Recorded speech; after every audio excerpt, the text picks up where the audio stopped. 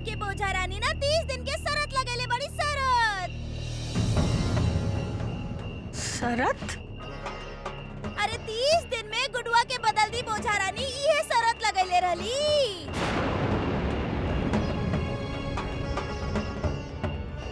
सही कहा तारू। सो 3 दिन के बाद 3 दिन के बाद सारा परेशानी खत्म, सारा नौटंकी खत्म। चल बे गुगन छपो और चल यहाँ से। गुडू, गुडू।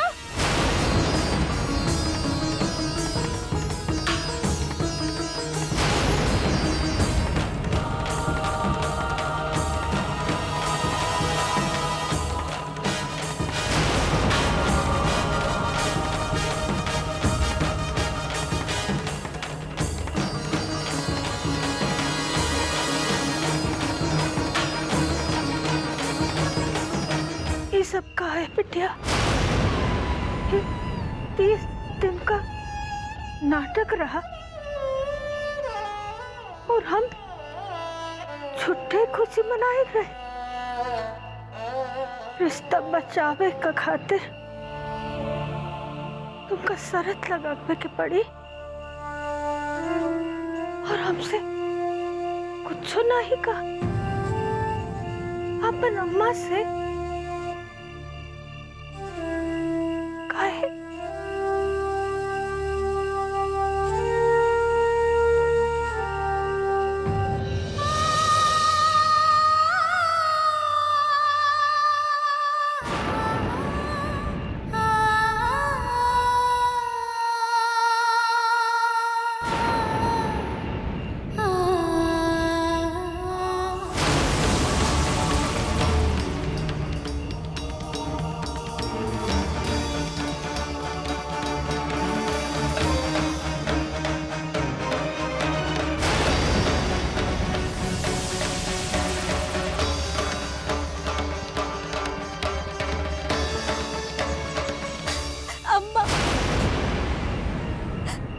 अम्मा हमके माफ कर दा। हम जानत है कि नादान से नादान लोग भी रिश्ता के लेके कोनो शर्त ना लगावेला। फिर वो रिश्ता के लेके केहू कैसे शर्त लगा सकत था जे भी ठीक से बनल ही ना हा। लेकिन अम्मा हम का करती हम गुड्डू जी के रोके के हमारे पास और कोनो रास्ता ना रहे।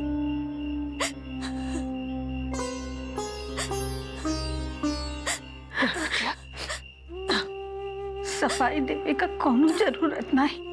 अरे हम जानत है तुम कबो कुछ गलत नहीं कर सकत हो।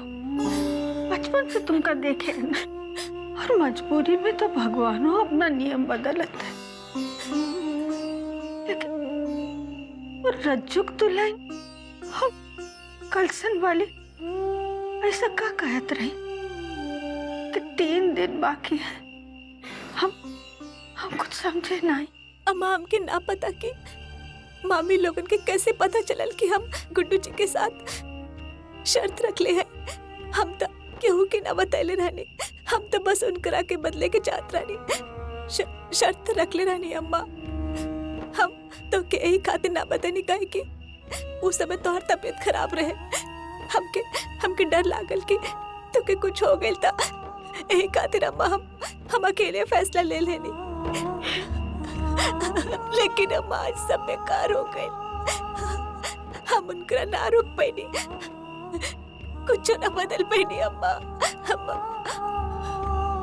अरे बेटिया बस चुप हो जाओ। देखो भगवान का घर में देर है अंधेर नहीं, सब ठीक हो जाइए। हमारा गुड्डू तुमको छोड़े के नहीं जाएगा। नहीं कौन दिन दिखावत हो। इतना सीधी सादी बिटिया के काहे ऐसे दुश्मन के साथ दे दी हो भगवान। अब तो बस तुम्हारा सहारा है। हमरी बिटिया के जिंदगी न उजाड़ो। गुड्डू को ये घर से जाए से रोक लो। कृपा करो प्रभु, कृपा करो। समझ में ना आवत तो साला गैल काहे खातिर काहे गैल अंधा हो गइल रे काहे घुस गइल महादेवी के कमरा में। अरे साला महादेवी के कमरा में गेल रही तो महादेवी के घर के तलाशी लेवे गेल रही, महादेवी के ना। गैल काहे ओकरा के काहे जगैला कैसे जाग गइल। अरे वो पहले से जागल बैठल रहले कहत है ना। अच्छा गुड्डू भैया देखियो पहले से ही जगह बैठल रहे, मतलब महाशय झवेश्वर प्रसाद पहले से ही सूचना दे आयल रहे कि हमारी मिलन होई। तो वो महादेवी का काम करनी कि झवेश्वर प्रसाद के मिलन पांडे लोगन से करवा देनी चोर के रूप में। अरे कुकन ज्यादा सीढ़ी मत चढ़ा उतरा वरना हम उतर गए ना भारी परी तोड़ा के। अब चुप साला नहीं था, अभी तो इतिहास बताइले हैं, अब तो भूगोल बताएगा अभी तक। और तो बंद करा अपन झगड़ा, चला जा यहाँ से चला जा। हाँ हम जा रहा हैं, चल जा रहा हैं, लेकिन इससे पहले एक बात आपसे भी पूछे के चाहते हैं, इन नया विषय कहाँ से खोज ले? हाँ आखिर भाभी के कुंडली के का जरूरत पड़ गई आपके? हाँ भैया पर ये नया खेल कौन है? साला एक ही रात में ये पांडे लोग न हमनी सबके शरीफ आदमी से चोर बना देलस। ससुर जब सही समय आई तब बता दे, चला जा यहाँ से अभी। ना भैया हम न चाहिए, आप जे कुछ भी कहनी जब कहनी हम कहनी, लेकिन वो सारा चीज के मोल रहे कीमत रहे होकर, लेकिन 2 कौड़ी के कुंडली के लगे हमके चोर बना देली। अब चुप ससुर, हमार कीमत कम हो गई का तू लोग के नजर में? हाँ जोन फालतू के सवाल जवाब करता रे। भैया ऐसन बात ना है, आपके कीमत में कुछ न कम भइला, आप जैसे पहले रही वैसे आजो है हमरा खातिर। अबे जा यहाँ से, हम क्या अकेलापन के बहुत सख्त जरूरत बा, चला जा यहाँ से। कोनो गंभीर बात है का भैया? बहुत चिंतित लग रहा है आप। तो सुनला ना हम का कहानी, हम क्या अकेला छोड़ दा, तू जा। ठीक है चल ले जब्बू।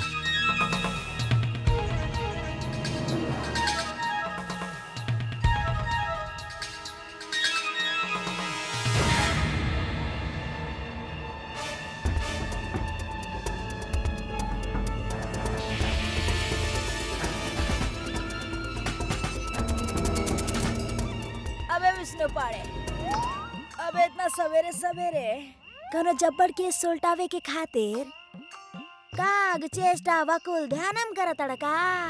हम कल रात से नो गुड्डू शुक्ला के केस के बारे में ही सोच रहा है, पर हमके न लगेला कि गुड्डू शुक्ला चोरी करे के इरादा से आयल रहे। गुड्डू शुक्ला बड़ा दबंग आदमी है, हर काम ससुरा दबंगई से करेले। साला के ऐसन करेक्टर है तो साला चोरी त ना करी। अच्छा विष्णु पाड़े हमरा के जरा ई बतावा कि तू और उकुटवा अगर इतना सत्यवादी बड़ा बे तो काहे आयल रहल ऐसन चोरन के जैसे? अबे देवाल से वाल से अपन सर फोड़ावे की चाहत रहल का कि भंडार रूम में अंडा देत रहे इतना रात में जब प्रकट हो गई।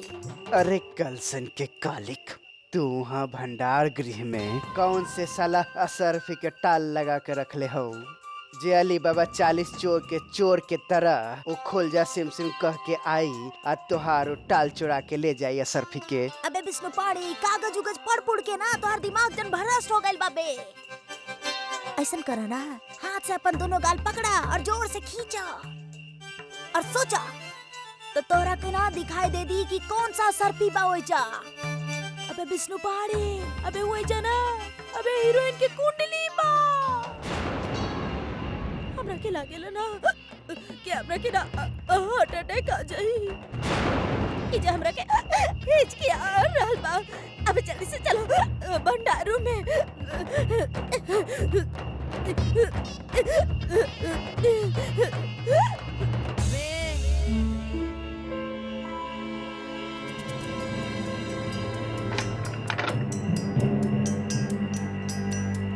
एनियाबा यहाँ रखो रखो रखो रखो।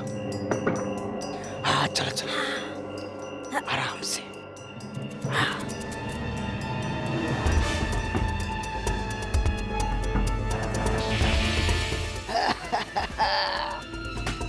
अबे विष्णु पहाड़ी आप जाके न बे हमार सांस में सांस आई। ये कुंडली है ना, ये हमने सबके खातिर बहुत खतरनाक है। काहे की भागो वाली के कुंडली है, ये खातिर ये केस के फाइल बंद करे के पड़ी। अगर ये कुंडली के कब जरूरत पड़ गई तो? अरे काहे की जरूरत पड़ी? हम सब घर वाला के तो पता है ना कि भागो वाली की कुंडली है और उनजुन भागो वाली है, लेकिन केहू और के पता चल गई था साला कुंडली ना बम बम आइटम बम। अगर ये बम के निष्क्रिय ना कैनी तो फट जाई और हमनी सबके पंचनामा भरल जाई। जा ये कुंडली के फाइल के बंद कर चला। अबे और तू कहे जा बैठ के अपन मुंह के बाल उखड़वा बे। अब चलो। साला अकल के अनहर, कलसन के कैची, कलसन के कालिक, अकल ना तोरा के। अरे दोनों जाई तो क्यों के शक हो जाई। अरे तो अकेले जा, हम कचहरी खाते तैयार होते। अबे सही कारण बार विष्णु पड़े आज तो ना हमें कुंडली के ऐसे समाप्त कर दे। और का बोल रहा है? हाँ, जा जल्दी जा, जल्दी जल्दी।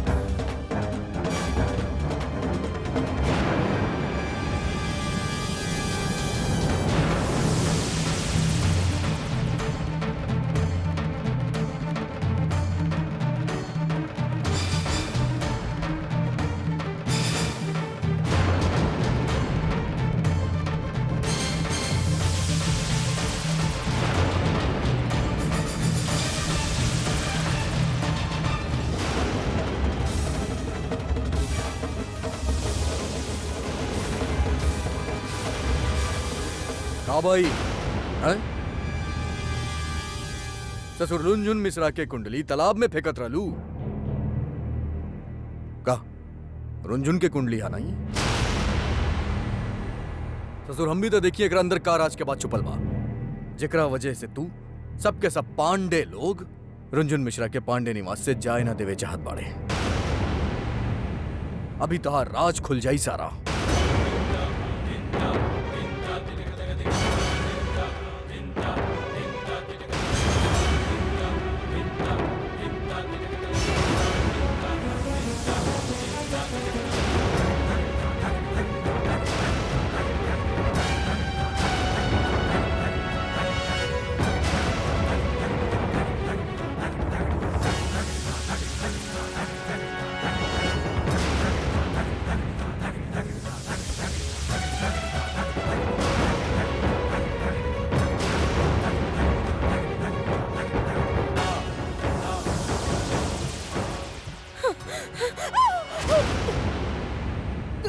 गुड्डू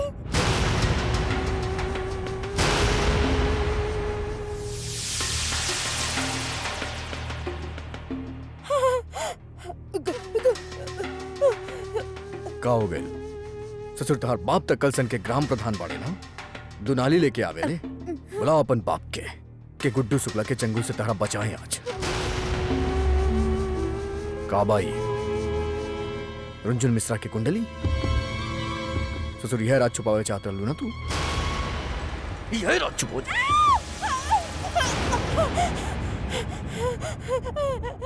अबे कोनो राजभोज नहीं थे बे। काहे के राज? अबे हम ना जाना तानी कि का राज बा। ए गुड्डू, हमरा के जायदा, हमरा गेहूं चावल सुखावे के बा। गेहूं चावल सुखावे के बता रखे। एक काम कर, यहाँ सुखाला तालाब में गेहूं चावल। यही जा। ससुर तू भुला गेलू लागत बा। मिर्च वाला समोसा खिलाई ना तारा के? ना दोबारा खिलावे के पड़ी तारा, इसे समझ में ना।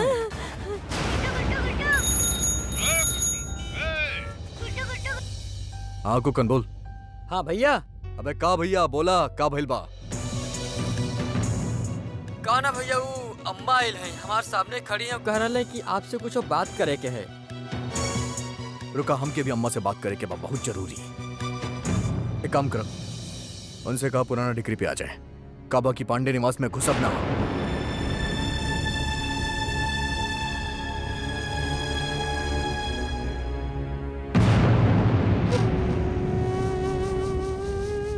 कलसन वाली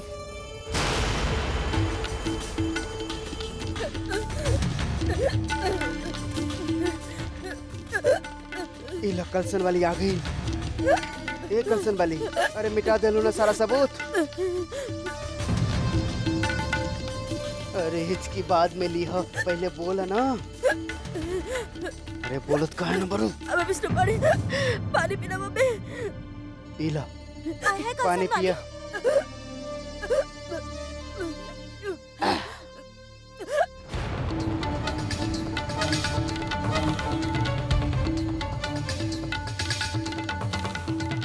अरे कुछ बोलत काहे नहीं खो?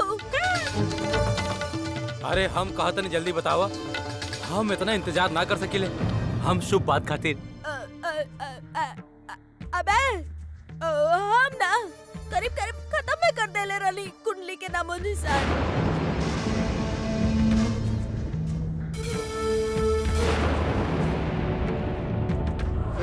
करे सीधे सीधे बतावा, ये करीब करीब के का मतलब है रे? कुंडली नष्ट कैलू की ना? हाँ या ना में जवाब दो।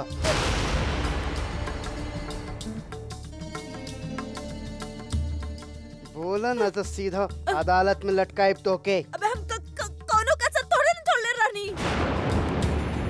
कि बीच में ना वो दमदमाए के पहुंच गइल। ओ गुडुआ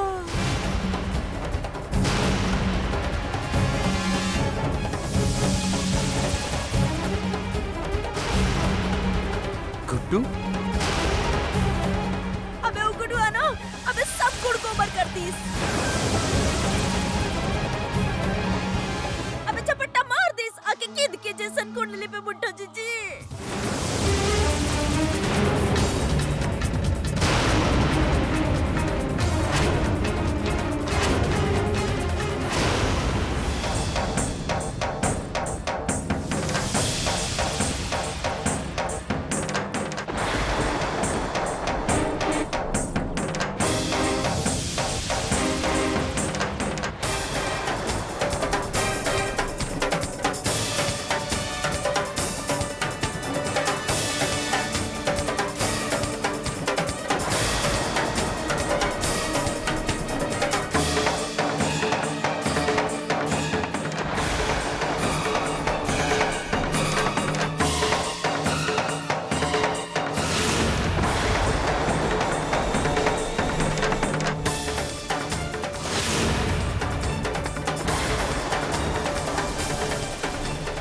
गुड्डू बेटा, हमका नहीं पता कि तुमरे और रुंजुन के बीच कौनो शरत लागी रही, लेकिन बेटा आंख देखी कानों सुनी साच नहीं हो तो ये बात सच है कि रुंजुन शरत बदे रहो और यो सच है कि वो ठीक नहीं कियो, लेकिन तू न तुमरा दिल दुखावे का चाहत रहो न धोखा देवे का चाहत रहो।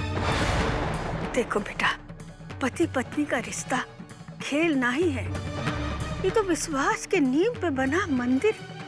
वो का वास्ते शरत लगावे का रास्ता आखिरी रास्ता रहा है। वही का इरादा तुमका हरावे का नहीं रहे हो। वो तो एक खातिर शरत जीत चाहत रहे हो कि तुम ओका और ये घर का छोड़ कर ना जाओ। बस यह कह आए हम तुमसे, को बरसाओ चाहे कृपा करो, पर ओका छोड़ी के ना ही जाओ। तो बहुत प्रवचन मास ले ली तू, बहुत प्रवचन हम सुन लेनी, तो हर बात के सच कैसे मान ले हम? अरे बिटवा, हम तुमका झूठ काहे बोलिए? काहे? तो हमसे झूठ ना बोले रहलू? हम कब झूठ बोले? अच्छा भुला गेल बाड़ू, हम याद दिलावता। तारा कमरा में जब हम आयल रहनी, कुंडली के राज पूछ ले रहनी तरह से। हम पूछे चाहत रहनी के रुंझुन के कोनो कुंडली बाका? ना ना, अगर बात बता दाओ मैं कोनो राजोज बाका। का भइल याद आइल अच्छा से? काहे ना बतैलू तू हमरा के कुंडली में आंसर लिखल बा?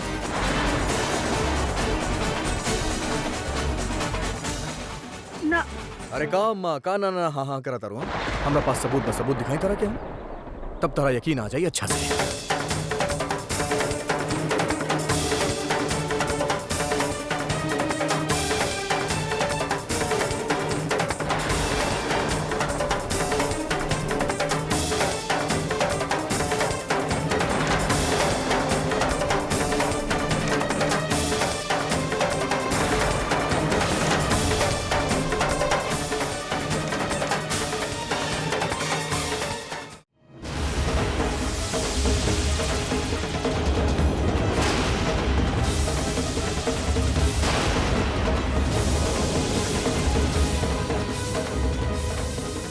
अब हमके बतावा इन रुंझुन मिश्रा की कुंडली बा की ना? तो सही माँ रुंझुन की कुंडली हो, बाकी कैसे हो सकत हो? रुंझुन की कुंडली तो हम खुद ही पानी में विसर्जित किया।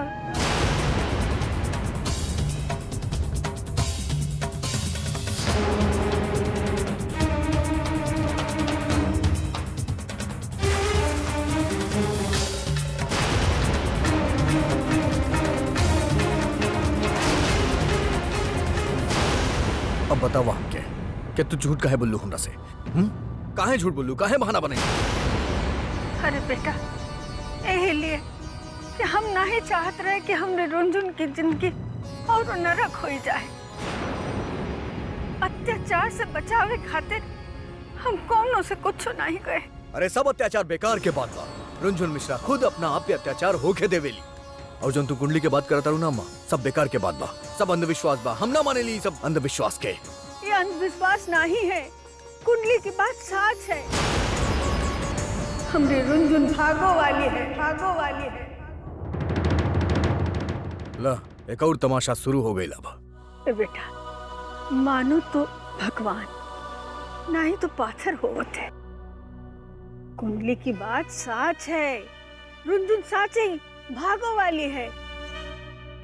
वो जौन चीज के हाथ लगावत है वो सोना बनी जात है, लेकिन दुनिया का नजर में वही का सबसे बड़ा दोष है। बस हम यह लिए कोनो को राज बतावे नहीं चाहत रहे। अरे हम नहीं चाहत रहे कि यह बात रज्जू, विष्णु, बंटू और उनका महरियन का पता चले। अरे जान जाइए तो जियल दूभर हो जाइए। जो उन लोगों का पता हो तो वो हमरी रुंझुन के ब्याह भी नहीं होवे के दे। तोहार अम्मा के ऑपरेशन होवे के है और ओकरा खातिर तोहके 5 लाख रुपया चाहिए। और हाँ, तोहके रुंझुन से भी तो बदला लेवे के है। वो दोनों काम के खातिर हम तोहके 5 लाख रुपया दे। अभी तो वो सब अपन स्वार्थ देखा था, इसलिए हम चाहत रहे बेटा कि हमारी बिटिया की जिंदगी और तबाह ना हो जाए। बस वही घर से विदा हो जाए और कुंडली का राज राज ही रहे। इसलिए तो हम कुंडली नदी में बहा दिए थे। लेकिन ये कुंडली तुमका कहाँ से मिली? कलसन वाली से। कल सलवानी जल समाधि देवे यात्रा नहीं कुंडली के हम रोक लेनी, बचा लेनी एकरा के। लेकिन ये कैसा हो सकत है? ओकरे पास कहाँ से आई कुंडली? अरे हमके कैसे पता? तारा आवत ही कुंडली के लुकावे दुबावे लग जाए।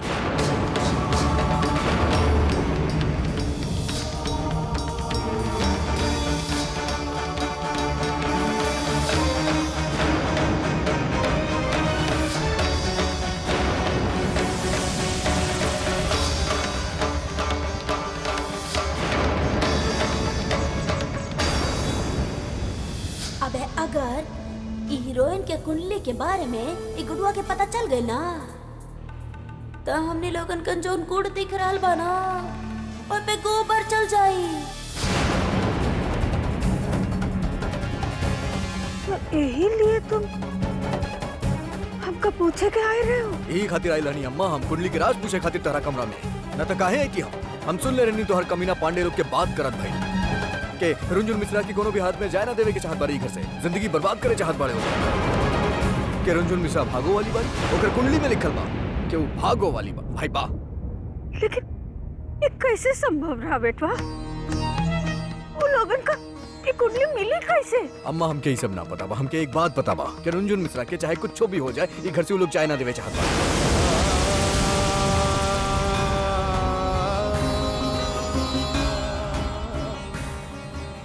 भगवान निकाह हो गया, अब का हो ये हमारी बिटिया के? खुद तो बेटा रुंझुन की खातिर ही घर घर नहीं हो, पिंजरा हो पिंजरा। अपन हित के लिए ही लोग कुछ कर सकते हैं।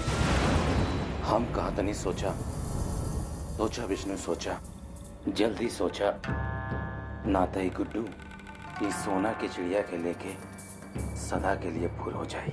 अरे रज्जो भैया, सोच सोच के हमार दिमाग के खून सूख गईल ह।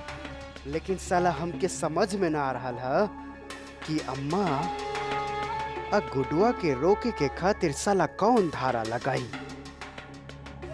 अरे रज्जो भैया, आप कुछ ना कही। ई बार ना हम ऐसन चक्रव्यूह रचब जकरा से गुडुआ और ओकर सारा दबंगई पुरनछू हो जाई और हमार भागो वाली हमेशा खातिर ही घर में रहे। गुड्डू बेटा, कुछ करो, बचाई लो हमरे रुंझुन को। अरे तुम ही कुछ कर सकत हो, हम कर तो बस तुम्हारा आसरा है। नहीं तो रुंझुन का ये भाग होकर काल बन जाइए बेटा। काम मा तू भागो वाली लेके का कहीं अभी बारे में। अरे छोड़ो ये सब फालतू के ड्रामा व फालतू के नौटंकी बाई सब। अरे तुम तो खुद ही कुंडली देखे हो। अरे अम्मा का कुंडली की बात करता हूँ। अरे 10-10 रुपया में ऐसी कुंडली बिकेली। तू एक काम करा, तू अपन जन्म स्थिति और स्थान बता दा, हम तहार भी कुंडली बना दे, तू भी बन जाइबू भाग वाली। और हम फालतू के बकवास पे विश्वास ना करेंगे। ये सब बेकार के बात बाकी रुंझुन मिश्रा भागो वाली बाड़ी, कुंडली भाग वाली बा। और एक बात और अम्मा, अगर रुंझुन मिश्रा भाग वाली बाड़ी तो ओकर हमरा जैसन गुंडा से शादी कैसे होगी? हाँ?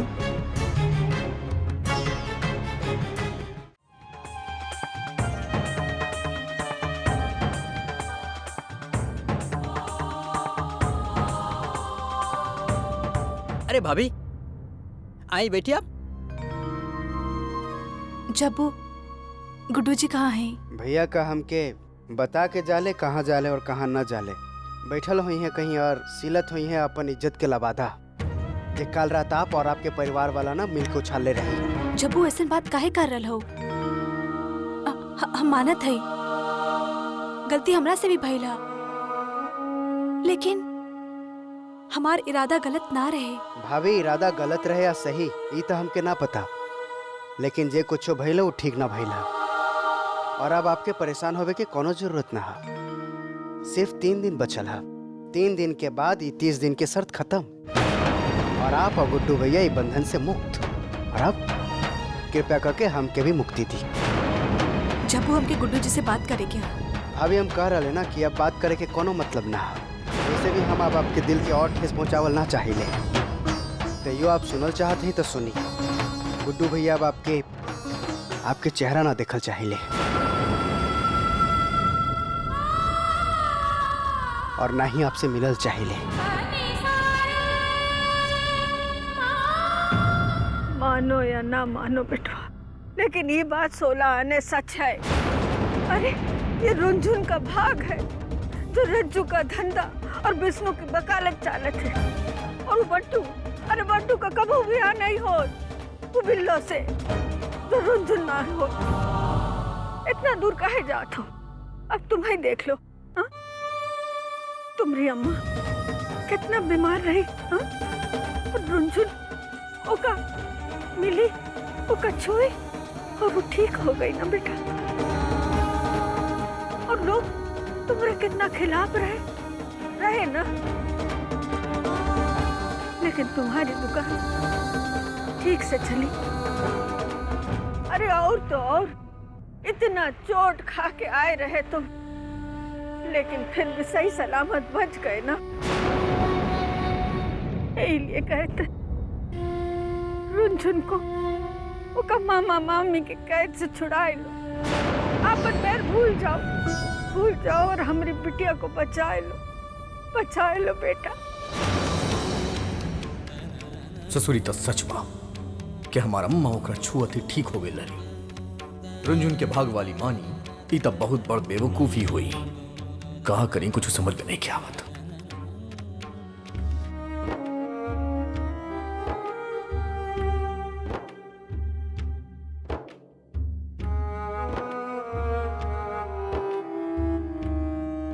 आगे का होए वाला केहू ना कह सकत था।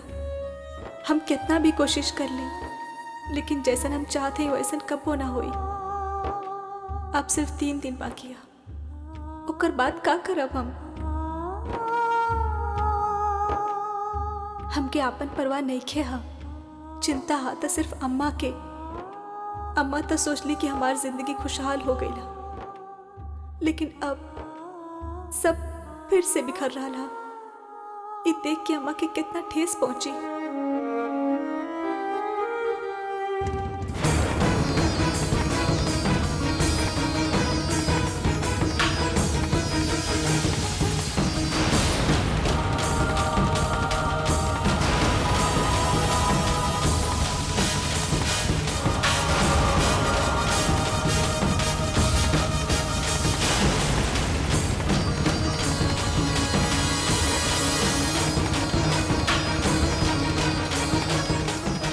गुड्डू बेटा, हम जो कहें शांति से विचार करना। देखो, रुनझुन का तुमरे सिवा और कौन ना है। तुम जैसन चाहे व्यवहार करो उसका साथ, जायज है। लेकिन मामा मामी का कौन हक है? हम तो यही कहेंगे कि तुम और रुनझुन जाए के अपन जिंदगी नए तरीके से शुरू करो। काबा की अम्मा हमें बारे में कुछ कह ना सकेली। तू भी जाने ली और हम भी जाने ली कि रुनझुन मिश्रा चाल तो चलल बाड़ी हमारे साथ। हम सोच के बताए कहा के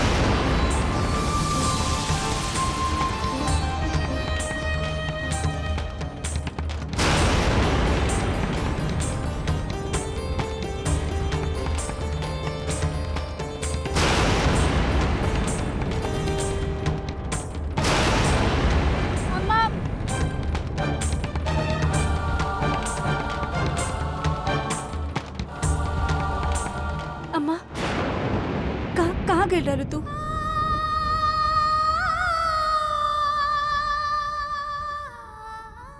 अरे बिल्लो भाभी, ए कसन के कमीनी, ए मिठो भाभी। हाँ हाँ बता रहा ले। अरे जल्दी आवा ना। हाँ का भइल? अरे बंटू भाई साहब के फोन आयल रहे दुकान पर से। वो ना अम्मा के गुड्डू के बाइक पे बैठ के इतर वाली गली में आवत दिखले। हाँ अरे हमके लागत तैयार हो जाए सब लोग। हाँ। अदालत में टंगे खातिर। हाय हाय विष्णु भाई साहब, एकर मतलब वो गुडुआ अम्मा से सब जान गए हो कि वो कुंडली के बारे में, और वो बुढ़िया ये जान गए हो कि हमनी सब जाना तानी कि रुनझुन भागो वाली बड़ी। हाँ ऐसा लगता। अबे वो अम्मा ना गुडुआ के संगे मिल के ना अबे दाल के जिसन दरे के प्लान बनावत होई हमनी सबके। कैसे ना देखा ऐते ही अपन जवान के फुहारा चलावे लगी हैं। अरे कलसन के कमी नहीं साला, ये हो गए ना फेल तोहारी पॉलिटिक्स और तोहार बाप के भी। साला मन करता ना तो क्या तोहार बाप के बनवा के कलसन में नजरबंद कर दी ताला साला लगा के। हमार कानूनी दिमाग ही कहता कि जे कुछ भी करे के है अभी हमने सबके करे के पड़ी, वरना हमार सारा राजपाट सब चौपट हो जाए। अदालत में टंग जाए सब लोग। कुरु कुरु स्वाहा। कुछो कलन गुड्डू जी का हमरा से अभी भी नाराज है ना? हम खाना बनेले रानी, सोचनी आके खा लेता। नहीं बिटिया, खाए का बात तो नहीं हुआ, लेकिन तुम काहे उदास हो? गुड्डू समझदार लड़का हो, भूख लगी है खा ही ले, लेकिन तुम परेशान होकर धीरज नहीं खोना। अरे बेटा जरा रूठ गया है तो मना ही लियो। गृहस्थ जीवन में रूठा मनाए ये तो चलत रहता है। अम्मा रिश्ता के डोर टूटी की बची ये तो हम ना सोच ले हैं, लेकिन इस रिश्ता के हश्र का होई इहो हमके समझ में ना आ रहा। अम्मा पिछला दिन जो कुछ भी भइला अम्मा उससे मन संभल ना पाइला। हम ना भी सोचे के चाहत है ना, फिर भी सोच जाते हैं। और सच कही अम्मा तो अपन भाग्य पर से विश्वास उठ गया। ना बतिया ना, ऐसा नहीं कहते हैं, अब शगुन होते। गीता में भगवानों कहते हैं कि कर्म करो फल जरूर मिलिए, अब सोचो, सती अनुसुईया अपन सतीत्व बचाने की खातिर लड़ गई तो त्रिदेव को भी उनकर आगे झुके का पड़े। और सती सावित्री अपन पति का जान बचावे खातिर वो भी अपना कर्म की। उनको हो फल मिला कि नहीं? ठीक कह रहे हो अम्मा तू। सुनो बिटिया, वट सावित्री का पूजा आता है।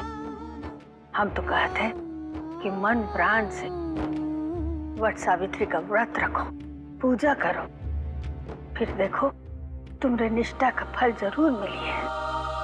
हाँ अम्मा, अभी मंदिर जाके पूजा करके व्रत का संकल्प ले लेते हैं।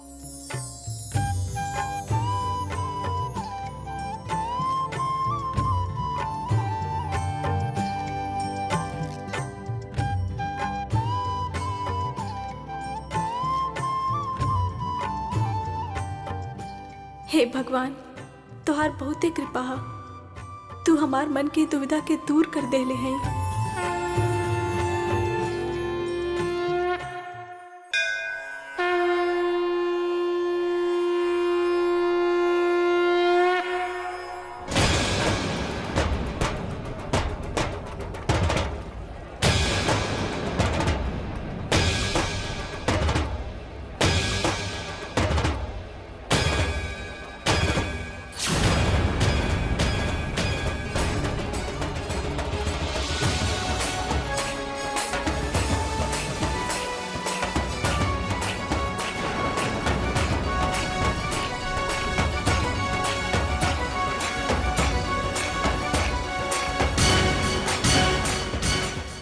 का चाहता रहा ना, का चाहता रहा हमके बताता क्या रंजुन मिश्रा के समझे में हम अपन पूरा जिंदगी लगा दे, यह चाहत बड़ा तू। तो एक नजर में पलट के पहचान लेत रहनी इंसान के कि वो का चाहेला। सारा दूध के दूध पानी के पानी हो जात रहे, लेकिन रंजुन मिश्रा के समझ नहीं के पावा। समझता दूर के बाद वह भेजा से बाहर बाड़ी। कौन दाव पेच खेले ली, सीधी बाड़ी, चालाक बाड़ी, का बाड़ी, कुछ समझ नहीं के आवत। तू हमके बतावा ये सब काहे करता रही? हमके जीते खातिर करता रही ना, या सिर्फ और सिर्फ चुनौती खातिर करता रही? अगर रंजुन मिश्रा वो बात ना बताईली कि हमरे और ओकरा बीच में चुनौती चलत बा, तब मामा मई के बात कैसे पता चल गई? तू हमके बतावा ये बात। शादी से पहले, शादी के बाद बहुत तंग कैनी, बहुत परेशान कैनी ओकरा हम। बोले कि उफ तक ना कैली, चू तक ना कैली। एक तरफ तो रंजुन मिश्रा हमार सेवा करेली, हमार अम्मा के सेवा करेली, हमार अम्मा के ठीक कर देवेली। ई जानत भइल कि हम ओकरा धोखा देता नहीं, हमरा साथ आवेली। और दीनानाथ शुक्ला के का काली तू तो जानत ही बड़ा कि हमरा साथे खुश बाड़ी हूँ। ई जानत भइल कि हम ओकरा धोखा देता नहीं। का तू गुड्डू के साथ खुश बाड़ू? जी, हम इनकर साथ बहुते खुश हैं। हमार दोनों पैर टूट गए रहे, हमार दोनों पैर, दोनों हाथ टूट गए रहे, फिर भी वो हमार सेवा के लिए।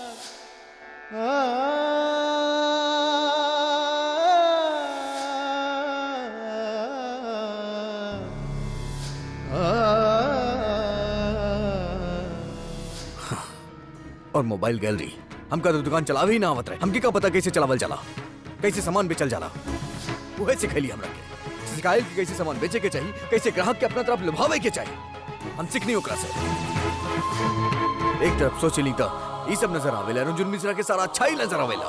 दूसरी तरफ सोचेली तो ये सब अम्मा की वजह से कैली ना, वो हमरा वजह से तो कुछ कैली ना।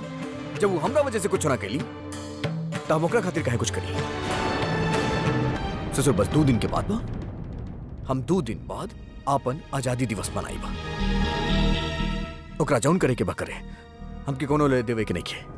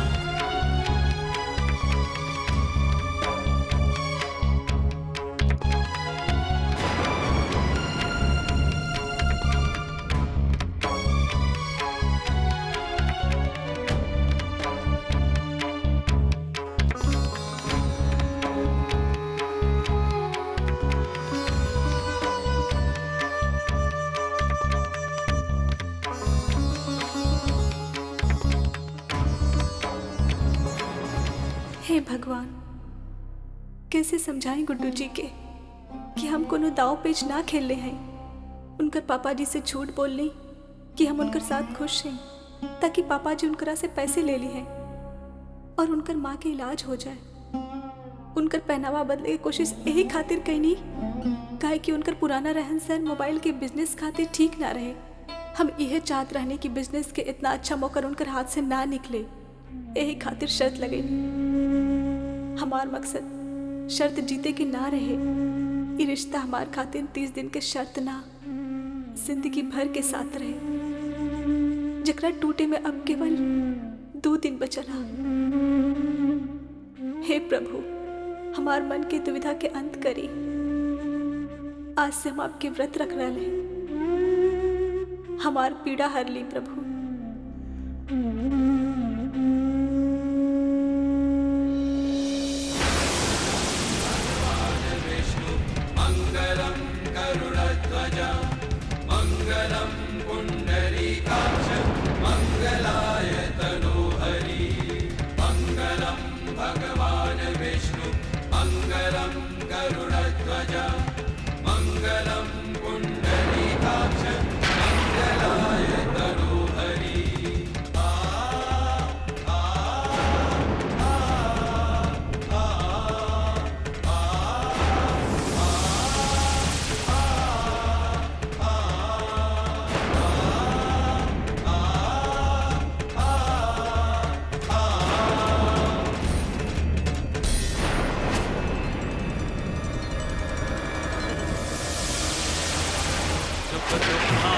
सर्वाणि त्वया सह विभज्यते यत्तत्त्वं वहं तत्र प्रथमतः ब्रवीमि।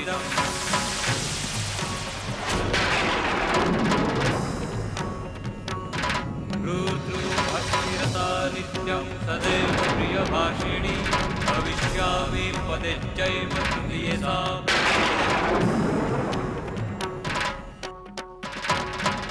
आर्ते आर्ता भविष्योमि सुखदुःखा विभागिनी तवाज्ञा पालयाम्यामि कन्या मूर्यपदे प्रवीम्।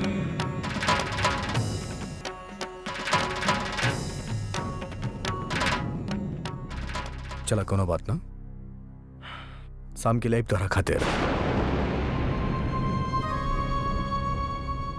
तैयार रहिए। आज हम शाम के तोहरा लेवे खातिर आईबा।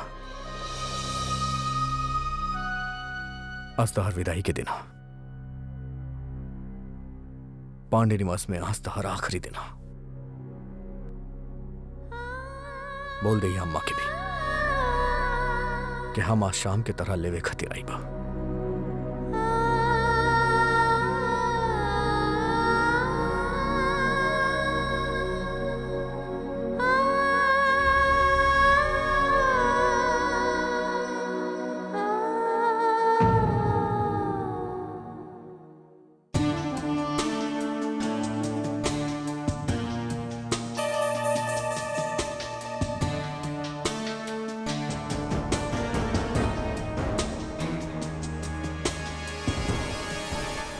हम कहा था नहीं कि हमरा के और इस सब के यहाँ काहे बुलौले बानी, आखिर बात का बा?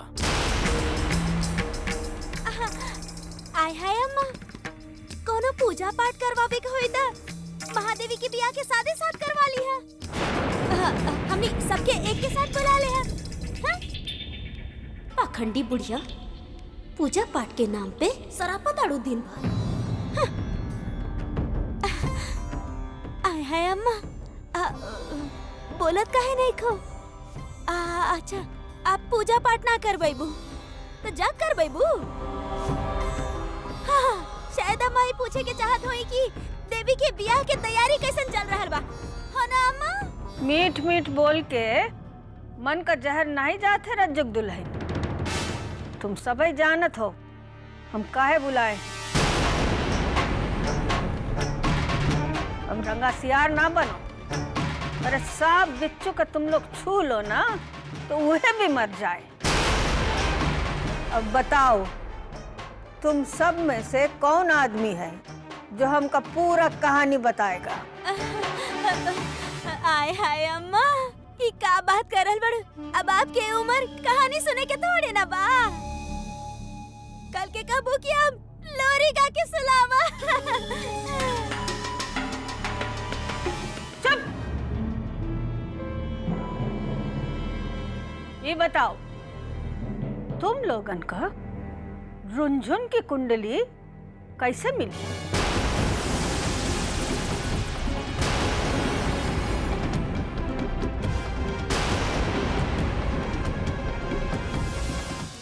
हम कहा था नहीं अम्मा, हमके रुनझुन के जन्मदिन याद नहीं खे, फिर कुंडली के बारे में हमरा कैसे पता?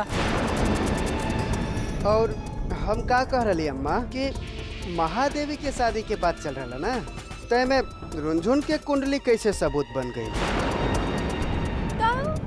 कुंडली ना भाई, हमार रिक्शा हो गई जिस सबके पता है कि बाहर खड़ा है। सही कहा तारी बिल्लो रानी, जब इनके नहीं पता तो हमके कहाँ से पता? अरे अम्मा, ये गेहूं चावल के बोरा से कुंडली नाम के चूहा कैसे निकल गईल? हम कैसे जाना अम्मा की कुंडली कहाँ बा? हमार बाप थोड़े ना बनेले रहे कुंडली की हम जान जाई। ए कलसन वाली, हम उहे कुंडली की बात करत है जो तुम तालाब में फेंके जात रहे और गुड्डू तुमका पकड़ लिया।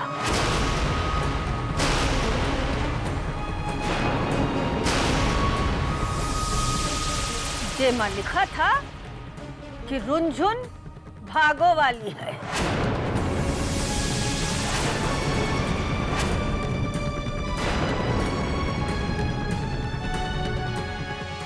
हम तो सोचत रहे कि तुम लोग रुनझुन का मुफ्त का नौकरानी समझ के ओके नहीं जान देतो।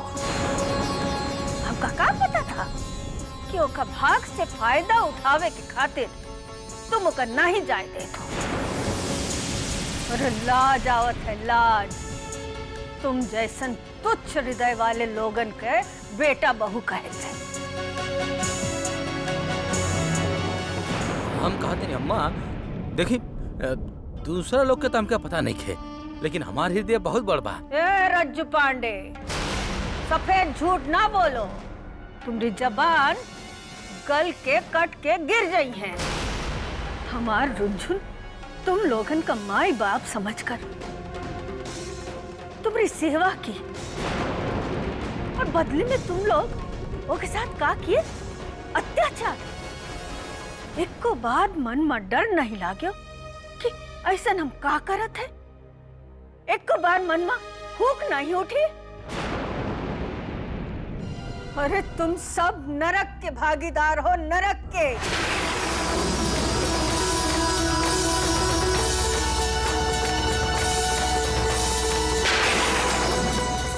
जौन तरह एक अनाथ बेचारी लड़की का सताए हो ना तुम लोग, तुमका एक फल मिली। एक माँ का आशीर्वाद में बहुत बल होता है, लेकिन उसका शराब में उससे ज्यादा बल होता है। अपन लालच खातिर और उसका भाग से फायदा उठावे खातिर हमरे रुनझुन को तुम लोग सताए हो, उसका जिंदगी तबाह कर दिए हो। आज का भाग भागो वाली का भाग, तुमरे कोनो काम ना आई है।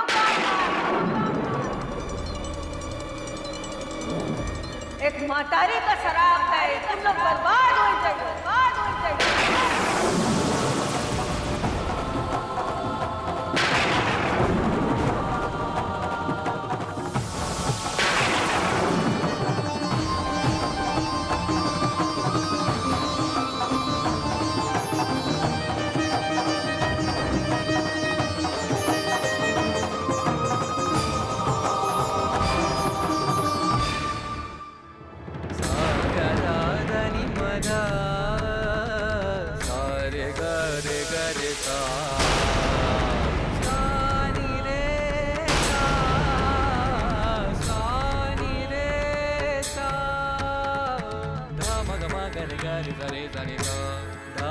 अम्मा,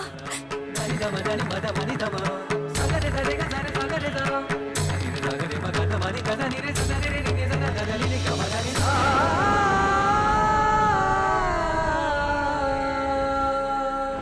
कहाँ हुआ?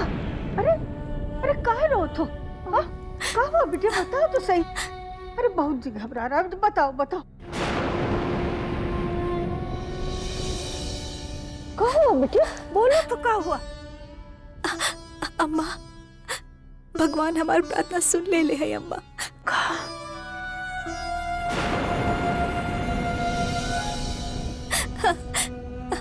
अम्मा, गुड्डू जी हमके लेवे आ रहे हैं। सच?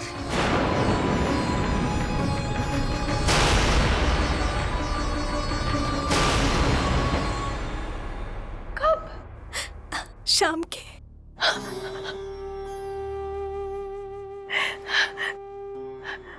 हाँ शाम को।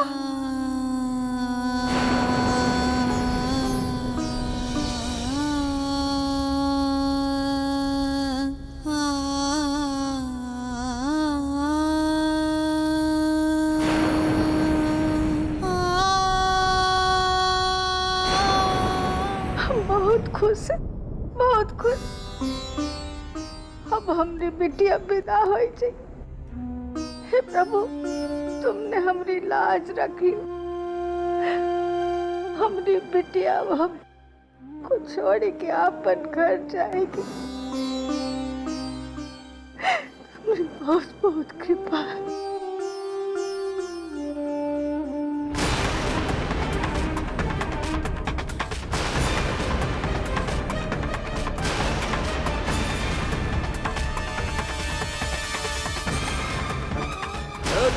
चला ऊपर आओ बे। ओए सब ऊपर आओ। कुक्कन, ए जबो। अबे ससुर सामान भी नीचे गिर गए। अरे भैया। हाँ चला ऊपर आओ तनी। अरे हाँ अरे क्या बात है भैया, ये बड़ा शॉपिंग वॉपिंग कर लेनी आप, बहुत काफी सामान ले लेनी भैया, ये झाड़ू वाड़ू सब। हाँ बात का भैया? बेटा बात ऐसा बा के अभी हम चाहता नहीं कि ये जो हमारा कमरा बेकरा साफ सुफ करा अच्छा से और ओकरा रहे लायक बनावा, इंसान के रहे लायक।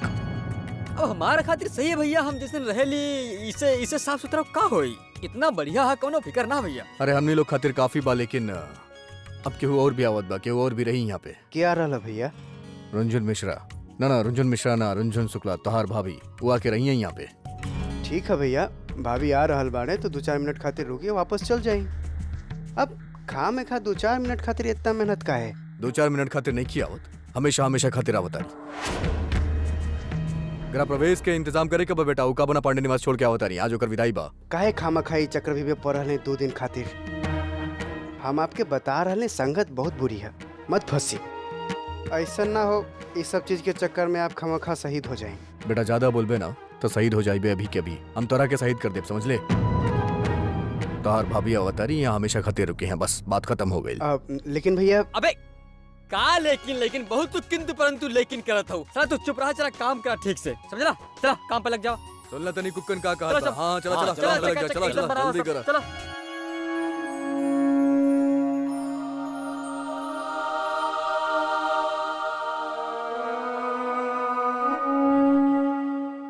बिटिया, ए रुंझुन, अरे का झाड़ू पोछा माँ वक्त बर्बाद करत हो। उठो उठो, हम कहते जल्दी उठो। अरे जाके अपना सामान समेट के सब तैयारी करके रखो। संध्या को गुड्डू आएगा, उसका पहले सब तैयार हो के चाहिए। वो सब तो ठीक है अम्मा, लेकिन लेकिन का बिटिया? अरे ये दिन का खातिर तो हम कितना सपना देखे रहे, आज वो सपना पूरा होए का वक्त आ गया। और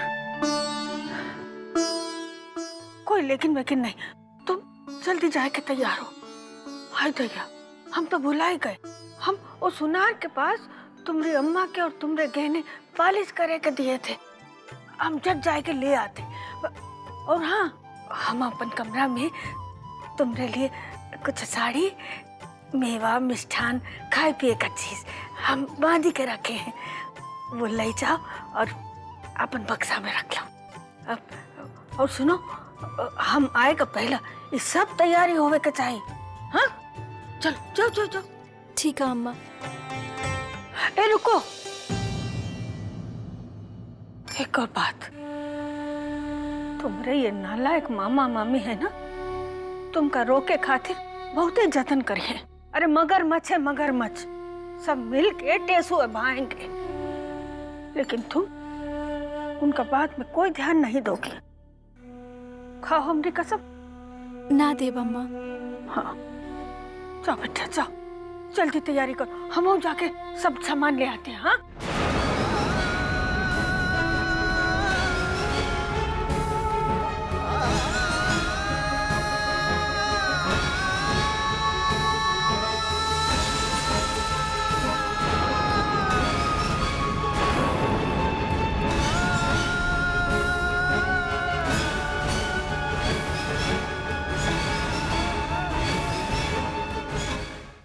हम कहते नहीं मित्रों जी, आपके कहला पे हम रज्जू पांडे अपना दिमाग के कोना कोना झाड़ ले लें, लेकिन एक भी आइडिया ना मिलल हमके। रज्जू भैया हम बताएं। हम कहते नहीं बंटू चुप हो जा तू, हम जानता नहीं तहार यही तरह दांत दिखावला से ही, अरे हमारा भाई होकला के बावजूद वो गुड्डू तहार दांत तोड़ल चाहता, हम ना होते तो का जाने का करी तोहार। अरे अभी चेक कर रहा हा, वो का कम कर रहा हा? अरे भागो वाली के ले जा रहा हा, और वो जा रहा हा पूरा तैयारी करके। और अम्मा ना मिट्टू दीदी, अम्मा तक काल बन गई हा काल। हिदायत देले है और उनजन के कि मामा मामी के बहकावे में मत आई हा। अरे हम लोगन के ना मगरमच्छ के आंसू बहावे वाला कहले हैं अम्मा। आय हाय ई जहरीली बुढ़िया तो जब तक जिए ना हमनी के जान लेते रही। और का?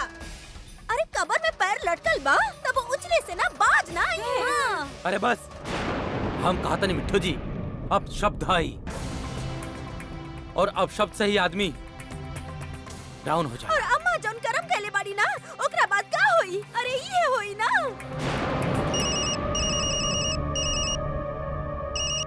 हेलो।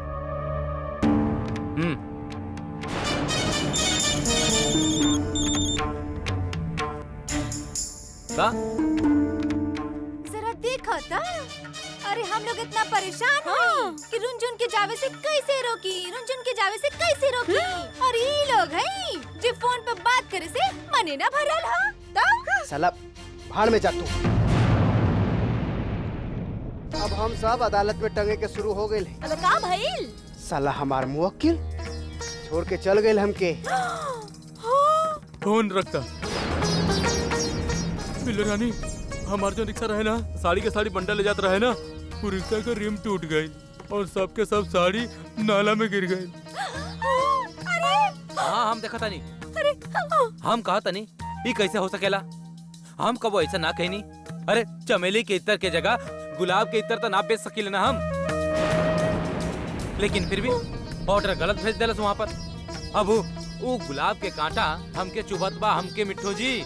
हाय हाय पांडे जी, अब हमने लोगन के धोखे की शुरुआत हो गई, सब खत्म। अब विदाई भइल ना कि हमार बर्बादी शुरू। अबे सही करल बाड़ू बिल्लो दीदी और मिट्टू जीजी। बिल्लो रानी अब जल्दी ही कुछ सोचेगा पड़ी, और ऐसा सोचेगा पड़ी कि रुनझुन एक घर से कबो ना जाओ।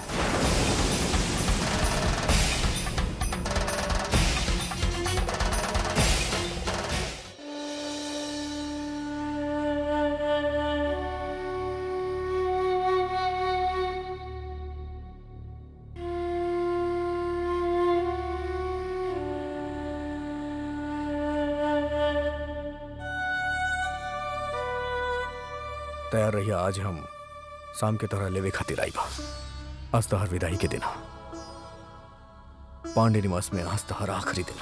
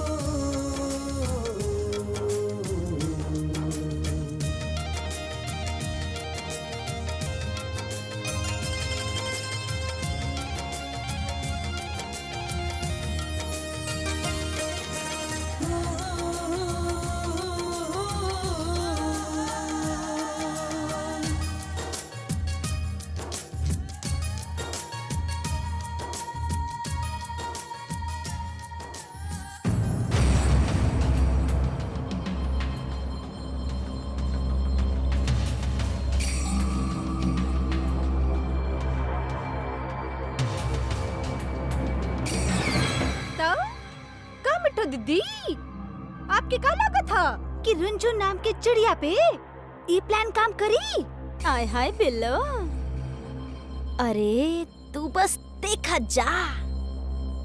अरे चिड़ैया फंसे ही ना, फंस के ना छटपटाई एकदम।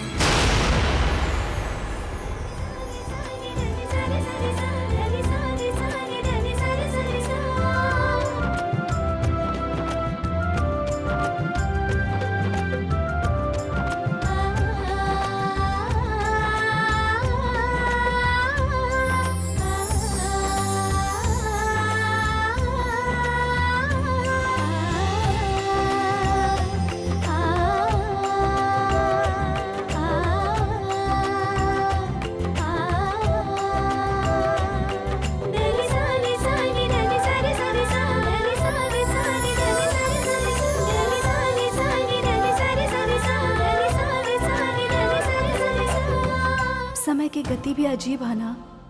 जब सोची कि जरा धीरे चले तई भागा था।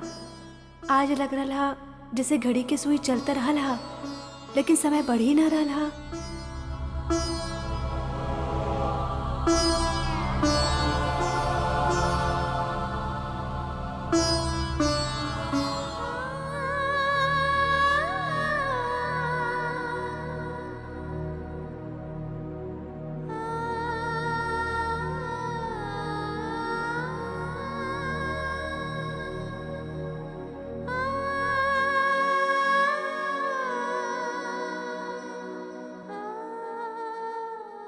माँ, आज बस तोहार कमी खल रहा।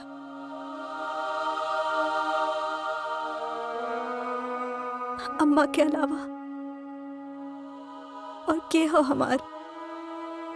आज अगर तू होई तई विदाई की तैयारी हम ना तू कर रल होई थी।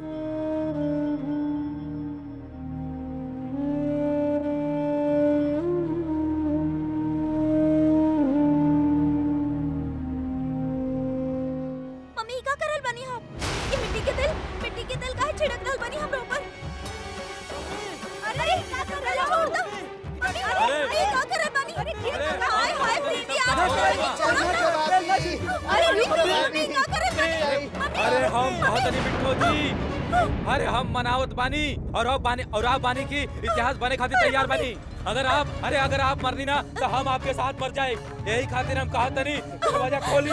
अरे मिठो भाभी, जान लिहल और जान देहल दोनों गैर कानूनी है और हम आपकी गैर कानूनी काम ना करे दे। अब दरवाजा खोली। अबे मिठो दीदी, अरे क्या करल बनी आप? अरे मरे से का हुई मिठो दीदी? ए बंटू जी कुछ बोली ना। अरे मिठो भाभी रुक जाना, बिल्लो रानी सही से कहत बाड़ी। अरे रुक जाना भाभी। देखी भाभी, गैर कानूनी काम ना करी। बचा सकती है आप अगर मत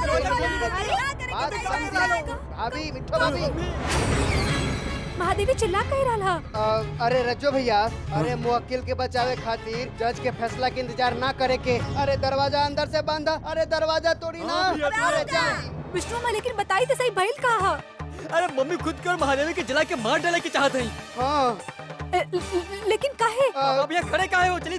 ना। अरे जल्दी जाए रजो भैया, दरवाजा तोड़ी। अबे का अरे करो, जाए, इंतजार ना करी। चल मारा धक्का। अरे रुका, मम्मी क्या कर रहे हो? मम्मी, मम्मी मत करिए सर, मम्मी। अरे दीदी बचाइए, ना हमरा के जिए के बा और नहीं तहरा के। जब इज्जत ही ना रही तो जी के का होई? चलो बेटा, सब चला जाओ। मम्मी ना प्लीज हमरा के छोड़ दी।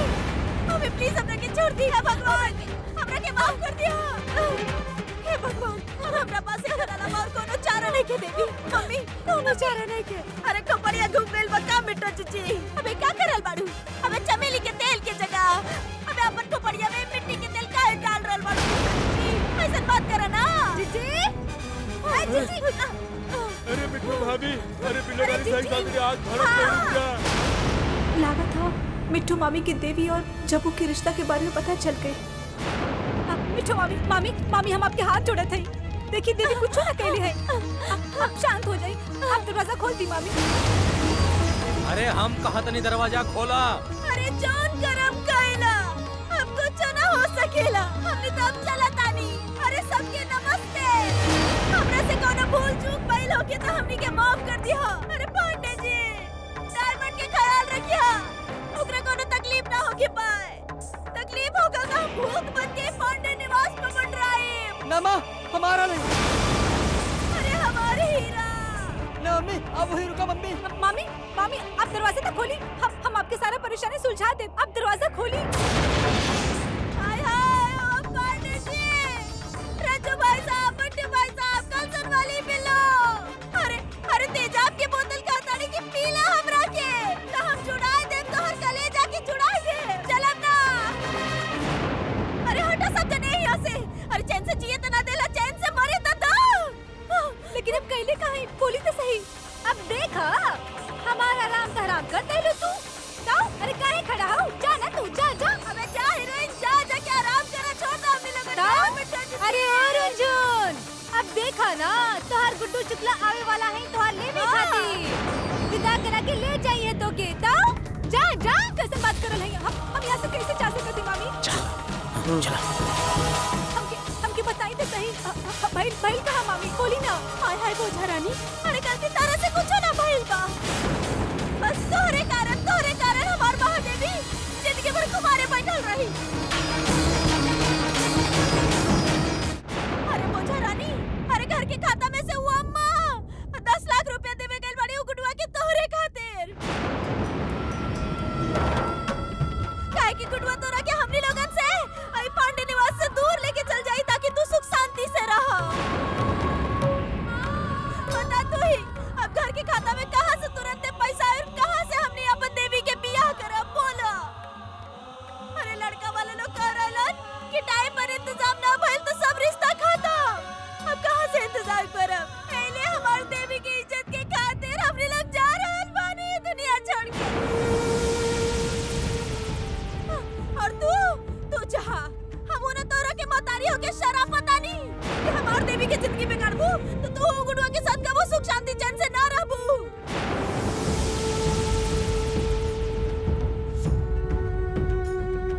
ऐसे काहे बोल रहे हैं मामी? नहीं, हम ना मान सकते हैं ये बात। अम्मा गुड्डू जी के पैसा ना दे सकती मनावे खातिर। और गुड्डू जी वो ऐसा कबू ना करिए। हमके ले जावे खातिर वो कबू ना पैसा ली है। अबे तका मिठो जीजी मरे से पहले झूठ बोली है। तो जो अम्मा बाड़ी ना वो हमनी लोगन मामा मामी के ना अबे कंस समझताड़ी, कंस अत्याचारी और का। अरे हमनी लोगन से बचावे के खातिर ही ना अबे वो कोनो किशन भगवान खोजत रहली और मिल गई अम्मा के किशन भगवान 10 लाख रुपया देके तो हर तारन हर गुड्डू शुक्ला। अबे मिठो जीजी नहीं करो ऐसा बे। ए बोझारा ने तोरा के काला गता क्यों अम्मा सवेरे सवेरे गुडुआ के लेके भजन करे खातिर गइल बिया? नहीं, अरे उन्हें देख के मामला रहल। पैसा देवे गइल बाड़ी 10 लाख रुपया उ गुडुआ के, तबे तोरा क्या के ले जाई।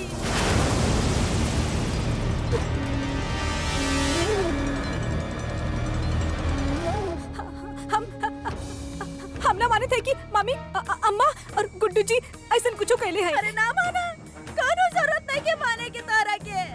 लेकिन एक बात जान हमार बेटी के बियाह टूटल बा सिर्फ तोहरे शादी और तोहरा विदाई के वजह से। ये जान ल तू। तो अरे इतना एहसान हमार माँ मामी के हमार ऊपर हुई ना, तो हम उनका ई तरीका से जिंदगी बर्बाद होके नहीं देती। तो और ये देख रंजून, इमे महादेवी की का गलती, लेकिन तहार वजह से आज ओकर भी जान जाई। ऐसे भी बुल्लू दीदी मिट्टी जीजी का गलत कर रहल बाड़ी। अबे हमार बबली भी अगर बिन भी आए बैठल होती ना तो ओकरा से अच्छा ओकरा के मार डालती। अरे माचिस दे दाम रखे, अरे थोड़ा बहुत दर्द पीरा होई, ओकर बाद सब खत्म। अरे दाम रखे मामी ऐसे मत करी।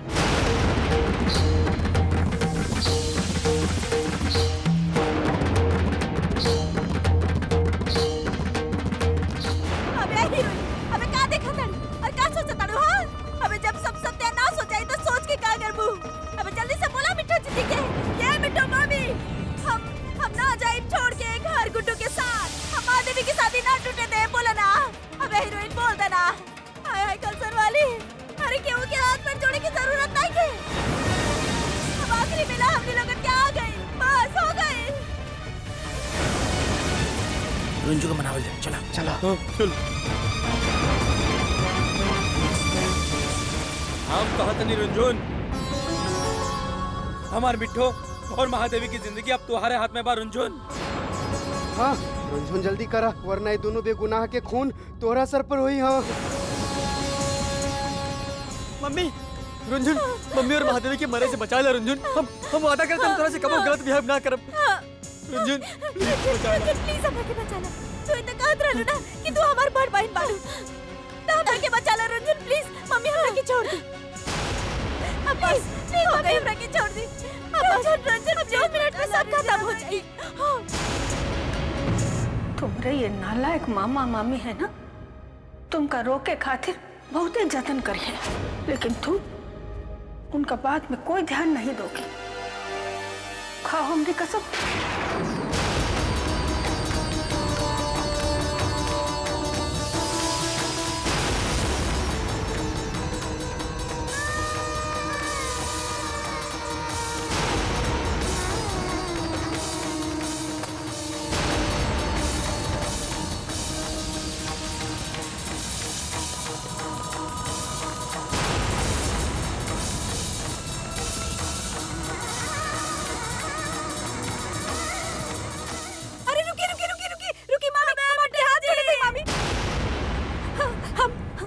छोड़ के नहीं जाए मामी।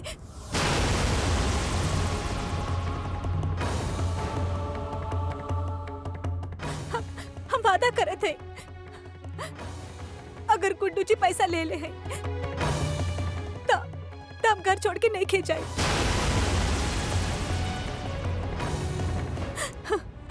लेकिन मामी आपके बता देते अगर इस सच नहीं किया, अगर गुड्डू जी पैसा नहीं ले ले हैं तो हम उनकर साथ जरूर जाए।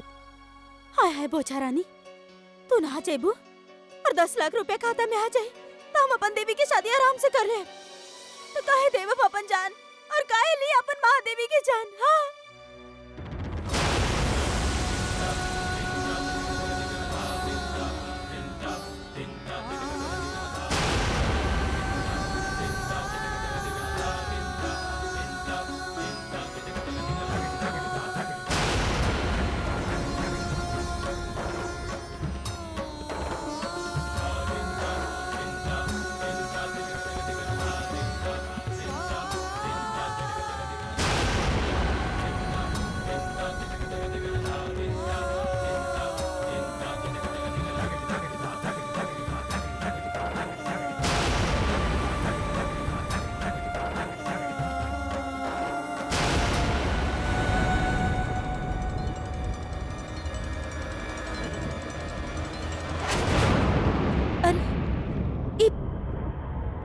दिल्ली तक पहुंच गए।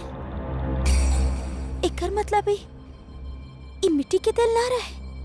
हाँ मम्मी ताई ये सब नाटक रहे। अरे हम कहत नहीं डायमंड, चुप रहा तू, ज्यादा सवाल जवाब मत करा। आया महादेवी, हम तोरा के बेमतलब में डरा देनी। हमरा के माफ कर दा। तू जा जा कपड़ा बदल अपना कमरा में, जा जा जा जा। हाँ, का बेफालतू की नौटंकी करते रहे ले आप लोग। जाओ डायमंड है जैसे।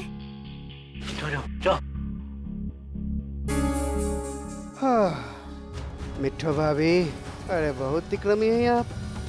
अगर वकालत करत होती ना तो जज भी ऑब्जेक्शन ना ले पावी था। वाह भाभी, का एक्टिंग करेलू।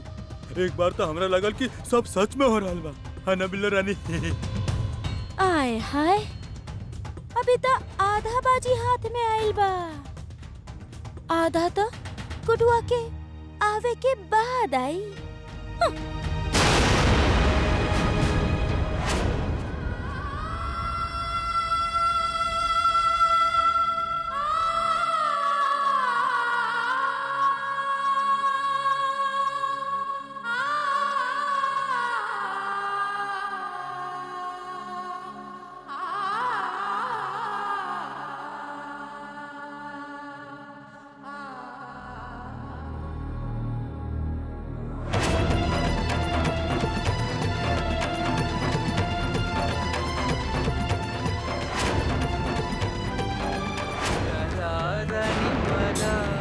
पांडे निवास में आज तहर आखिरी दिन, आज तहर विदाई के दिन। बोल दे अम्मा के भी कि हम आज शाम के तरह लेवे खातिर आई बा। जाके अपना सामान समेट के सब तैयारी करके रखो। संजा को गुड्डू आए के पहला सब तैयारी हो जाए चाहिए। ना, गुड्डू जी ऐसा नहीं कर सकत है। हमके मालूम है वो ऐसा नहीं कर सकत है। हमके ले जावे खातिर वो पैसा लिए ना। मामी लोग के जरूर कोनो गलतफहमी भइल हा। ई 10 लाख रुपए वाली बात सच नहीं हो सकेला। कुछ तो गड़बड़ हा। जॉन, जॉन, अबे सुनाई नहीं क्या देता? और जॉन, जॉन,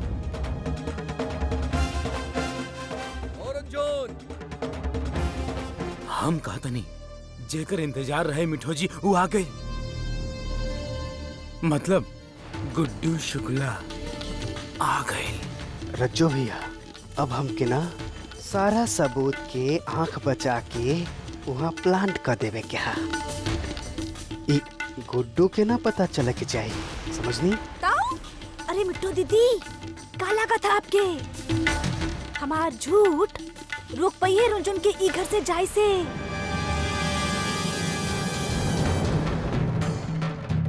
अबे सुनाई नहीं क्या देता? और जॉन,